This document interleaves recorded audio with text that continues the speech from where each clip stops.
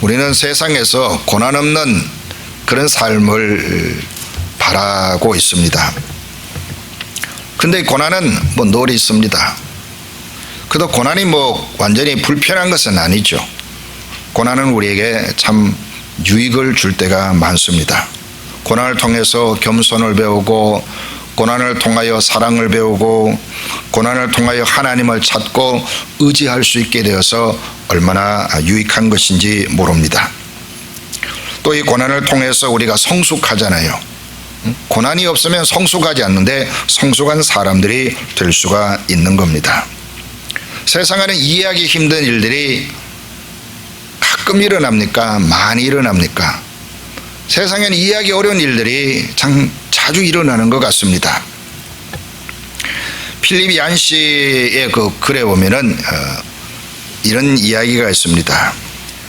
하나님께서 여러 가지 일들을 배려해 놓는 방식이 우리를 좌절시킨다, 이런 표현을 쓴 사람이 있다는 거죠. 예를 들어서 이제 우리가 병원에 가는데 하필이면 타이어가 펑크가 납니다. 플랫 타이어가 되는 거죠. 또 이제 피곤하여 잠자리에 들었는데 한밤중에 그 싱크대가 역류해 가지고 물이 흘러 넘치는 일이 벌어집니다. 또 어느 순간에는 너무 마음이 상하고 누가 좀 나를 지지해주고 격려를 해줘야 되는데 가까운 친구가 오히려 더 화가 나게 해가지고 그런 일을 경험하기도 하고, 또 누군가가 지금 바이오와 약속을 한다든지 또 노래 경연대회 가는데 갑자기 목 감기가 들어가지고 혹은 성대에 문제가 생겨가지고 이런 어려움을 겪기도 하는 겁니다. 이런 일들이 이제 겹치게 될 때 우리 마음속에 화가 나는 거죠. 왜 나한테 이런 일이 벌어지는 거야? 어쩌라는 거야? 왜 나에게만 자꾸 이렇게 나쁜 일이 생기는 거지? 이런 생각들이 들고 이제 하나님을 이제 비난하는 거죠. 하나님이 왜 좀 안 도와주시느냐고, 하나님 도대체 어디 계시 뭐 하시냐고, 이런 생각을 하기도 합니다. 우리 그리스도인들은 이 마태복음 6장 26절에 이 말씀들을 종종 듣습니다. 또 우리가 그런 말씀을 들으면서 조금씩 위로받기도 합니다. 저 공중에 있는 새들과 꽃들을 보면서 저거 다 하나님이 먹이고 입히시지 않느냐, 쟤들이 염려하는 거 보았니? 저렇게 많은 새떼들이 저렇게 돌아다니는데 새들이 먹고 사는 거 걱정하는 거 보았냐? 걱정하지 마라, 이제 이 말씀을 하시는데, 우리가 이와 같은 말씀들을 지나치게 생각하는 경향이 또 있기도 하죠. 내가 아무 노력도 하지 아니하고 새들이 저렇게 일하지 않아도 먹고 산다고 했으니까 그럼 나도 가만히 있으면 하나님이 아침에 일어나면은 밥이 딱 차려져 있어야 되잖아요. 일하지 않은 남편들 가운데 아주 못된 사람들이 자기는 돈은 안 벌어오는데 아침에 일어나면 밥상이 차려지기를 바라는 그런 사람들 이야기를, 그건 흔하지 않지만 아주 가끔 이 망나니 같은 사람들의 이야기를 듣습니다. 근데 우리 마음속에 다수 이런 심리가 있는 거예요. 그래서 나도 저 새가 부러울 때가 있잖아요. 그죠? 저 들에 있는 이 백합화라고 되어 있는데 이게 아네모네라는 꽃이에요. 이게 이제 중동 지중해 연안을 해서 이스라엘 땅에 그렇게 많다고 합니다. 특별히 갈릴리에 많다고 하더라고요. 저렇게 이제 군락을 이루어서 피는 겁니다. 파피처럼 말이죠. 군락을 이루어서 피는 거예요. 근데 저거 누가 물을 주고 가꾸는 게 있나요? 거름 주는 거 없잖아요. 그 적당히 따뜻하고 비가 오기만 하면 어디서 숨어 있다 또 쏙 피어납니다. 몇 년째 가뭄이 들어서 이제 다 죽은 줄 알았는데 비가 쏟아지니까 어디서 그렇게 생명들이 숨어 있다가 다시 또 군락을 이뤄서 확 피어나는 것을 볼 수가 있죠. 자, 우리가 이런 것들을 보면서 내 인생도 좀 저렇게 고생하지 않고 가만히 앉아 있으면 해결되면 좋겠다, 이런 생각을 할 수가 있습니다. 그러나 이와 같은 식물이나 또 짐승들이나 이런 조류들은 하나님이 만들어 온 창조 원리를 따라서 이 땅에서 살아가도록 되어 있는 겁니다. 그러나 우리 하나님의 사람들에게는 하나님이 움직이게 되어 있어요. 우리는 일을 해야 됩니다. 우리는 일을 해야 살아갈 수 있도록 하나님께서 말씀하셨습니다. 그러니까 우리가 어떻게 해서라도 노력을 해야 돼요. 지적인 노력을 하든지 어떤 속을 움직여서 하든지 아니면 내가 근육을 쓰든지 어떤 방식으로든 내가 노력을 하면 먹는 문제는 해결될 수가 있는 겁니다. 자, 그런데 우리 성도들이 내 힘이 미치지 않는 그런 일을 만나곤 하죠. 해결을 해야 되는데 잘 해결이 안 되는 그런 일을 만나기도 합니다. 그럴 때 이제 우리가 어떻게 대처하느냐, 그게 중요하잖아요. 믿음의 사람들, 우리는 하나님을 배운 사람들은 어떻게 해야 됩니까? 하나님을 찾는 거죠. 하나님이 우리 아버지가 되시니까 그 아버지 앞에 나아가서 내가 필요한 것이 무엇인지를 말씀을 드립니다. 이걸 우리가 기도의 한 부분이라고 말할 수가 있겠죠. 오늘 우리가 말씀을 읽은 것을 가지고 고난과 기도라는 제목으로 여러분들과 같이 나누는 겁니다. 기도와 고난의 관계를 설명을 하는 거예요. 자, 우리가 믿음의 사람들은 하나님을 찾고 기도를 합니다. 자, 그 고난을 위해서 기도할 때 몇 가지의 단계나 태도가 있는 거예요. 먼저 우리가 생각해 볼 것은 뭐냐면은 이 고난이 피해가기를 원하는, 이 고난 가운데는 그냥 일상의 문제 뭐 이런 것도 다 포함이 되는 겁니다. 어려운 일들 뭐 이런 거 아니면은 요건 좀 극복이 돼야 되겠다, 요건 좀 해결이 되겠다, 뭐 그런 단순한 것일 수도 있습니다. 우리가 고난을 위해 기도할 때 피해가려는 기도를 드릴 때는 대체적으로 삶이 그래도 안정적일 때 드리는 기도이죠. 사도 바울이 자기를 위해서 기도를 했습니다. 여러 계시를 받은 것이 지극히 크므로 너무 자만하지 않게 하시려고 내 육체에 가시고 사단의 사자를 주셨으니, 육체의 가시가 뭐냐? 성경학자들이 병이 없을 것이다. 지속적으로 고질적으로 사도 바울의 몸을 괴롭히는 어떤 병이었을 것이다, 그렇게 생각하는 겁니다. 다른 데는 문제가 없는데 이것 때문에 사역하는데 혹은 일상생활에 지내는데 어려움이 있는 겁니다. 그렇다고 이 병이 생명을 위협하는 그런 종류는 아니었던 것으로 보여집니다. 그래서 이걸 위해서 기도를 하였다, 그렇게 사도 바울이 말합니다. 근데 하나님은 그것을 해결해 주지 아니하고 그걸 네 몸에 가지고 있는 것이 오히려 너에게 은혜가 되는 거야 라고 말씀해 주는 거죠. 자, 마가복음 1장 30절에 보니까 시몬의 장모가 열병으로 누워 있는지라 사람들이 있고 그 여자에 대하여 예수께 여짜온대 베드로가 그물과 모든 걸 버려두고 예수님을 따랐어요. 예수님을 따랐는데 장모가 열병으로 모든 일을 할 수 없는 상황에 처한 거예요. 자, 이럴 때는 이 장모의 열병만 해결하면 근심이 떠나가는 겁니다. 그러니까 이건 피해가는 기도가 되는 거죠.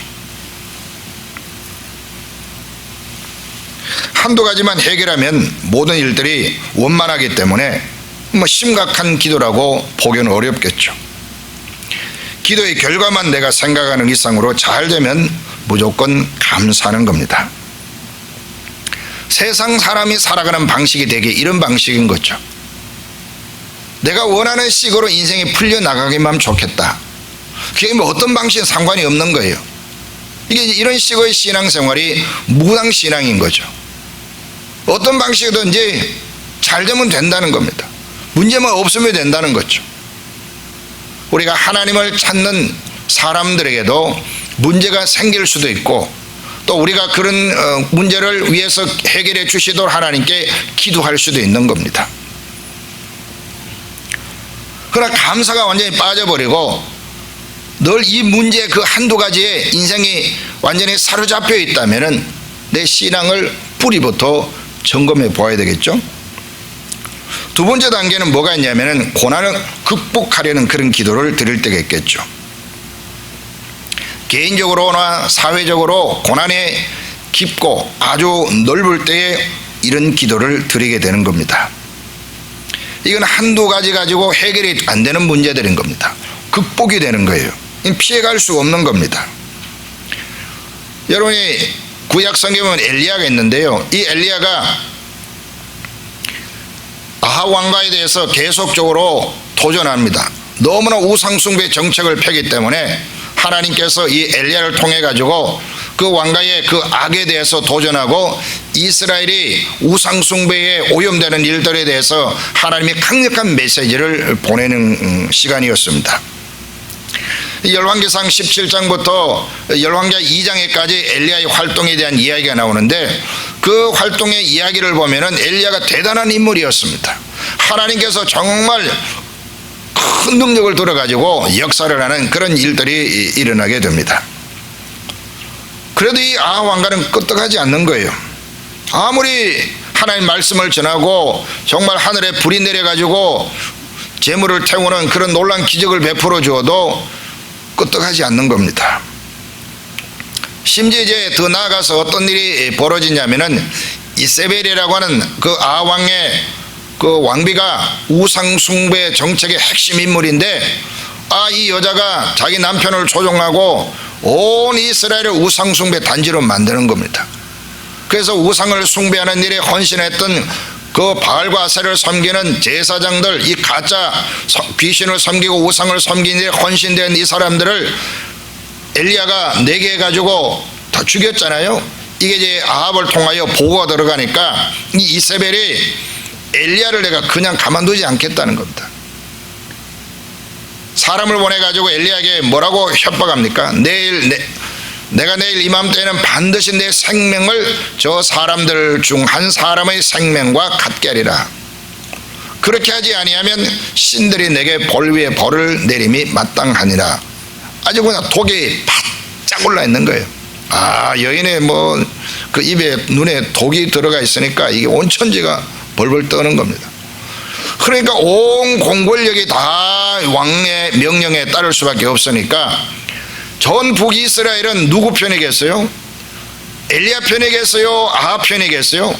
아합 편이요? 이세벨의 편인 겁니다. 그러니까 이 엘리야가 그 땅에는 살 곳이 없는 거예요.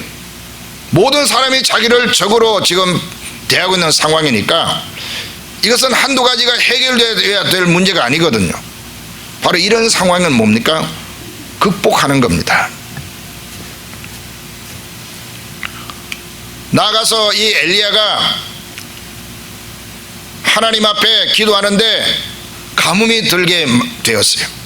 가뭄이 들었는데 심지어 엘리야도 물이 없어가지고 먹고 살기 어려운 것, 빵을 얻어먹기가 너무너무 곤란한 지경에 이르게 됩니다.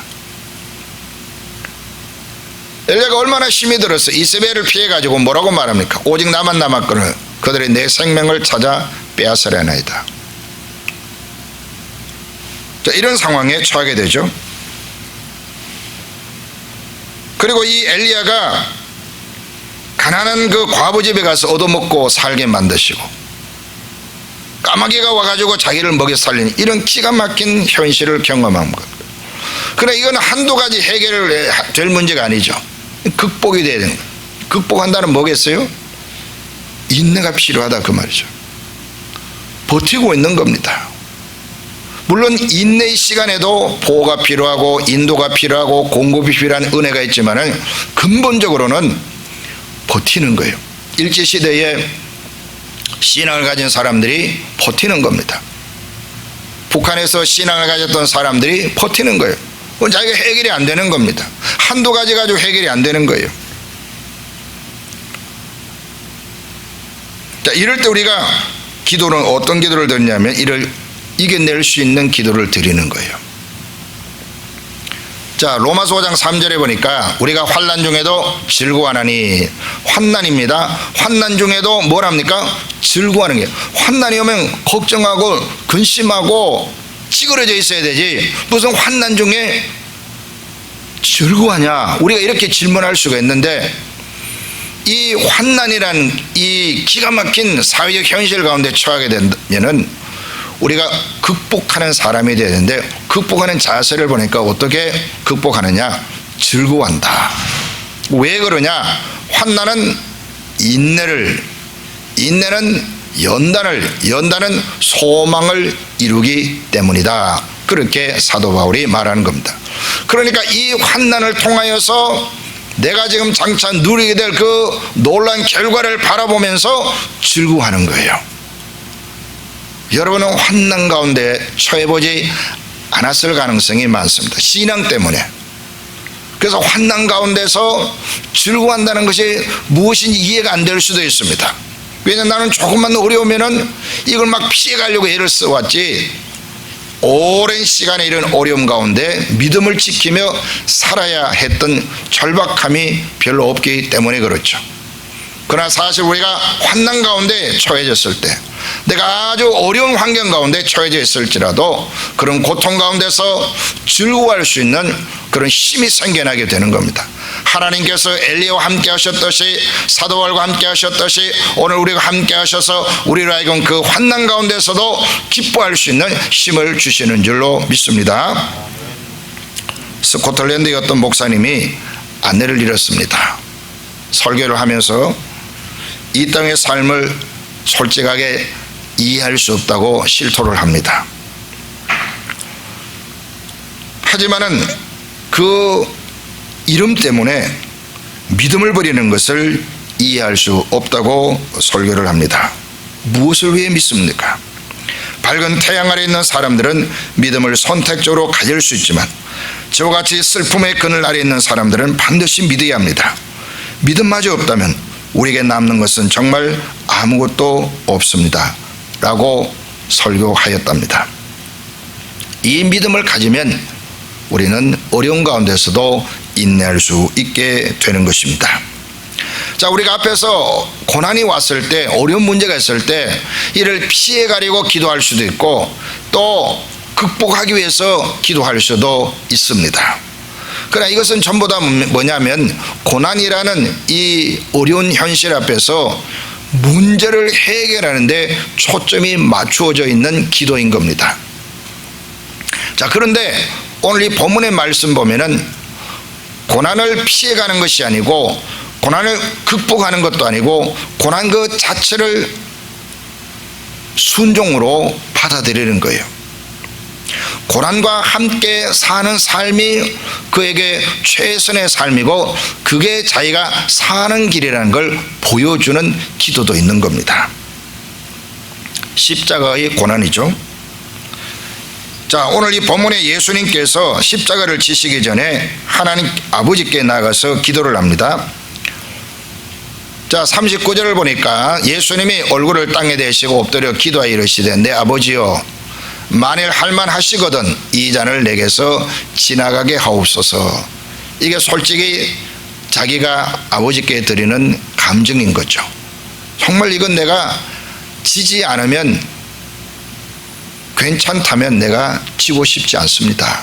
그 솔직한 감정인 겁니다. 누가 고생하고 싶겠어요?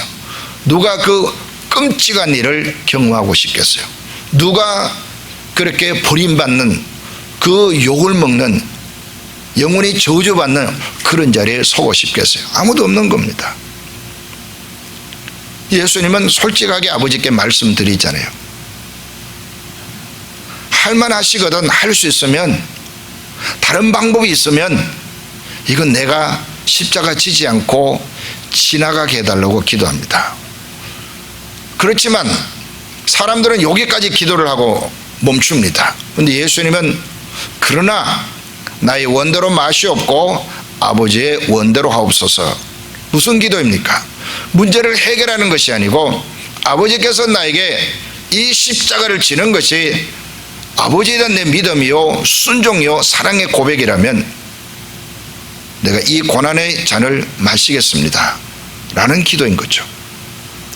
한 번만 그렇게 하지 않고 두 번째 또 그 기도를 드립니다.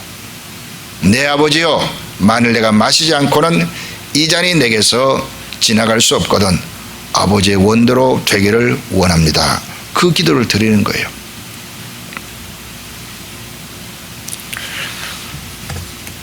고난을 극복하려 한다든지 고난을 피하려고 한다든지 그런 기도를 드리지 않는 것이죠. 고난 그 자체가 삶이어도 그것을 그대로 받아들이는 기도를 드리는 겁니다. 고난 그 자체가 삶이고 사역이고 순종인 경우도 있다는 거죠. 우리가 이 땅에서 책임지고 살아가는 삶이다, 그런 것 아니겠어요? 가족을 지키기 위해서 고생하는 거 그냥 받아들이는 겁니다. 오히려 그것을 즐거워하고 또 희생을 합니다. 우리가 영혼 구원을 위해서 욕을 먹기도 하고 또 내 호주머니 열어서 뭔가 희생도 해야 되고, 그렇지만 그걸 즐거워하고 기뻐하는 거예요. 고난의 골짜기가 깊더라도 피하지 않고, 고난의 골짜기가 깊더라도 극복하려고 애를 쓰지 않고 그대로 받아들이면서 그 자리에 서 있는 태도, 이것이 바로 십자가에서 죽으신 예수님의 기도를 닮은 기도인 것이죠. 어떤 사람은 선교지에서 그 외로움 가운데서 혹은 오해 가운데서 때로는 위협 가운데서 그 생명을 살리고 교회를 보호하기 위해서 무딘을 애를 쓰고 있는 겁니다. 왜 그렇게 생고생하느냐? 사람들이 말을 합니다. 그렇게 하지 아니하고도 믿음으로 살 수 있지 않느냐? 편안하게 예수 믿을 수 있지 않느냐? 굳이 그렇게 고생을 하느냐? 그렇게 말할 수도 있습니다. 전에 한 말씀을 드렸지만 제가 아는 목사님 아드님이, 지금은 나이가 이제 좀 많이 40 넘었는데 공부를 열심히 해가지고 장가도 안 가고 어디 갔냐면 저 선교지로 가는데, 어디에 선교지 갔느냐? 아무도 갈 것 같지 않는 곳에 간 거예요. 그러니 그 목사님이지만 자기 아들을 생각하니까 인간의 마음으로는 안타까운 거죠. 자기도 그 아들을 통해 손자 손녀를 보고 싶은데 아들이 결혼도 하지 않았죠. 또 하필이면은 그 오지에 가가지고 아프리카에 이름을 말해도 모를 그 오지에 가서 선교를 한다 이 말이죠. 사람도 키도 크고 멀쩡해요. 외모로 보면 멀쩡한 사람인데 속이 이해가 안 된다는 거죠. 내 아들이지만 참 이해가 안 돼. 근데 그 형제는 그 삶이 하나님께 대한 사랑의 고백이고 그 삶이 순종이고 그 삶이 자기를 살리고 자기가 그렇게 해야만 사는 것으로 이해하고 그 자리에 서 있는 거예요. 모세가 그런 일을 경험하잖아요. 민수기 11장에 보면요, 출애굽할 때에 이스라엘 백성들만 나온 것이 아니고 그 속에 있던 북아프리카의 여러 인종들이 같이 섞여 나왔어요. 그 가운데 어떤 사람들이 탐욕을 품으면서 광야 생활하는데 먹는 식품이 매일 단조로우니까 이 욕심이 생겨가지고 애굽에 종살이 할 때 그때에 먹었던 거 뭐 풀 그 몇 가지 종류 중 열거하잖아요. 파, 마늘, 부추 뭐 등등등등 이런 거, 그게 먹고 싶다고 그냥 울고 막 선동을 하니까, 그래 하니까 갑자기 막 이스라엘 백성들로 서러워가지고 막 끓이고 막 다 넘어지는 거예요. 눈물 콧물 막 다 솟는 거예요. 하나님께서 베푸신 은혜에 만족하고 감사한 것이 아니라 그 채소 맘대로 못 먹었다고 그 종살이던 시절에 구원해 주었더니 그렇게 울고불고 하나님 마음이 너무 상해버렸어요. 모세도 마음이 너무너무 상하여서 지쳐버린 겁니다. 그래서 민수기, 이게 왜 벌써 이게 나와버리지? 민수기 11장 11절에 보면 모세가 여호와께 여짜오되 어찌하여 주께서 종을 괴롭게 하시나이까? 어찌하여 내게 주의 목전에서 은혜를 잊게 아니하시고 이 모든 백성을 내게 맡기사 내가 그 짐을 지게 하시나이까? 이 모든 백성을 내가 배웠나이까? 어찌 내가 그들을 낳았나이까? 막 자기가 못 지겠다는 겁니다. 내가 이 사람들 어디 부모도 아니고 말이죠. 내가 어떻게 해결하라고 이렇게 하시냐고 그렇게 하는 거예요. 그 14절에 가면은 책임이 심히 중하여 나 혼자는 이 모든 백성을 감당할 수 없습니다. 하나님 앞에 내가 혼자 감당할 수 없다는 거죠. 주께서 내게 이같이 행하실진대 고함나니 내게 은혜를 베푸사 즉시 나를 죽여 내가 고난당함을 보지 않게 하옵소서. 극복하는 방법이 뭡니까? 나를 하나님이 달라는 겁니다. 신앙이 있으니까 하나님 데려가 달라고 부탁하고, 신앙이 없으면 목숨을 끊어버리는 거죠. 그런데 하나님이 어떻게 하시느냐, 16절에 보면은 여호와께서 모세에게 이르시되 이스라엘 노인 중에 내가 알기로 백성의 장로와 지도자가 될 만한 자 70명을 모아 내게 데리고 와 회막에 이르러 거기서 너와 함께 서게 하라. 하나님이 그 짐을 나누질 사람을 뽑아줄지언정 모세가 져야 될 짐을 벗겨주지 않는 거예요. 모세가 이스라엘 백성을 이끌고 가는 것이 영광스럽고 대단한 권력이 아니라 너무너무 그 짐이 무거운 겁니다. 그렇지만 그 짐이 무거울지라도 하나님은 면제시키지 않는 거예요. 이스라엘의 마음을 다 헤아릴 수 없어서 힘들어하는 그 모세지만 하나님은 그 짐을 벗기지 않고 지고 가라고 말씀하는 겁니다. 오늘 우리들에게 하나님께서 그런 기도를 드리게도 하시는 겁니다. 혹시 여러분 가운데도 이런 기도를 드려본 적이 있습니까? 이 짐을 질 수 없습니다. 제가 져야 할 짐이라면 순종하겠습니다. 힘들고 어렵고 때로는 하나님 앞에 울며 가슴앓이를 하면서라도 순종하겠습니다 라고 하는 기도를 드려본 적이 있습니까? 특별히 우리가 가족들을 구원을 위해서 기도할 때 이런 기도를 합니다. 가족들이 이해해 주지 아니하니까, 그러다가 가족을 멀리할 수도 없고, 그럴 때 이런 기도가 나올 수 있는 거죠. 자, 이 기도는 문제를 해결하는 데 초점 있는 것이 아닙니다. 이걸 우리가 잘 아셔야 됩니다. 이것은 내 인생 중심으로 문제를 해결하는 데 초점이 맞춰진 기도가 아니고 관계에서만 가능한 기도예요. 관계에 초점을 맞춘 기도인 거죠. 일어난 현상에 마음을 두는 것이 아니라 하나님과 나와의 관계에 집중하는 기도라는 겁니다.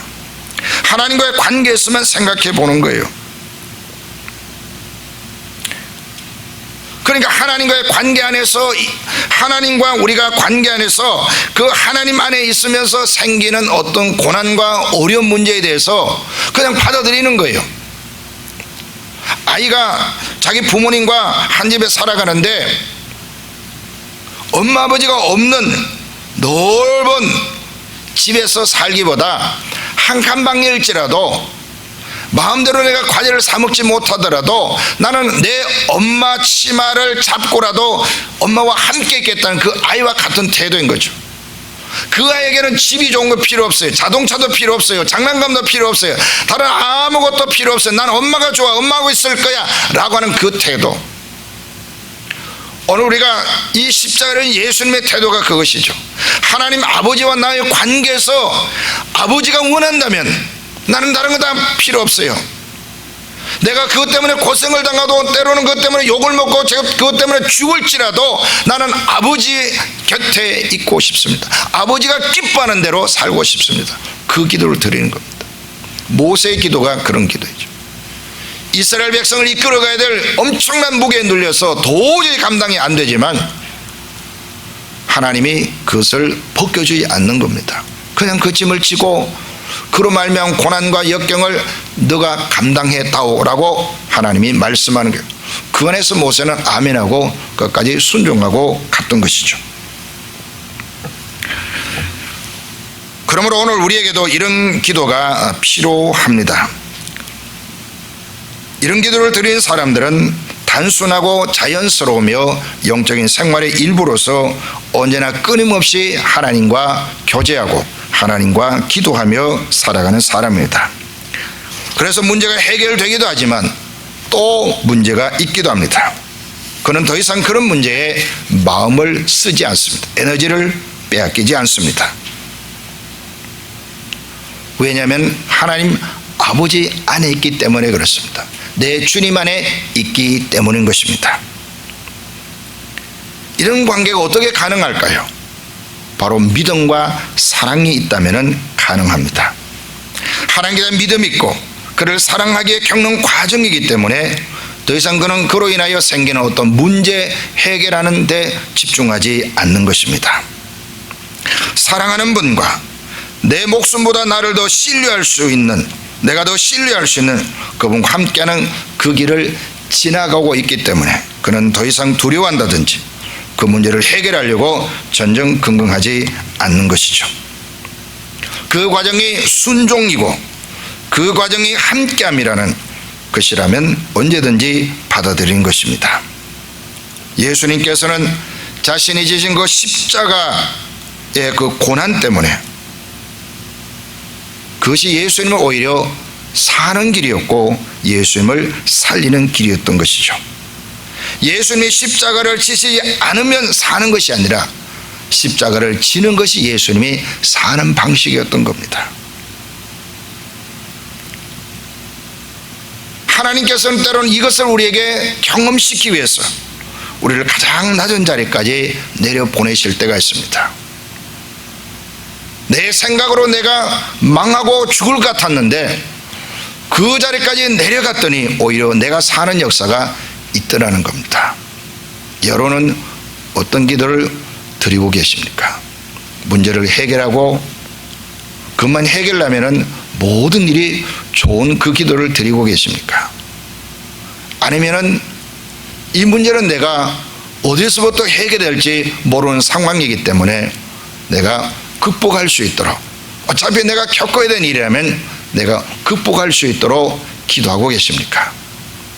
아니면은 이 고난 자체가 사는 길이라고 한다면 기꺼이 내가 고난 가운데 서 있겠습니다. 내가 욕을 먹는 자리가 사는 길이라면 내가 주님 위해서 욕 먹는 자리에 그냥 그 자리에 서 있겠습니다 라는 기도를 드리고 있습니까? 우리는 해결책을 위해서도 기도하는 것 해야 됩니다. 극복하기 위해서도 우리는 기도를 해야 됩니다. 다 필요합니다. 그러나 하나님 안에 있는 고난이라면, 역경이라면 하나님 안에서 그것을 기꺼이 감수하고 그것을 받아들이고 그렇게 살아가는 것이 내가 오히려 진짜 사는 길이라는 것을 깨닫고 그런 자리에 서 있는 성도들이 되시기를 바랍니다. 십자가를 지시기 위해서 예수님이 드렸던 그 기도의 깊이를 여러분이 잘 바라보십시오. 순종이 고난일지라도 하나님 안에 있으면 가능합니다. 그리고 그게 내가 사는 길입니다.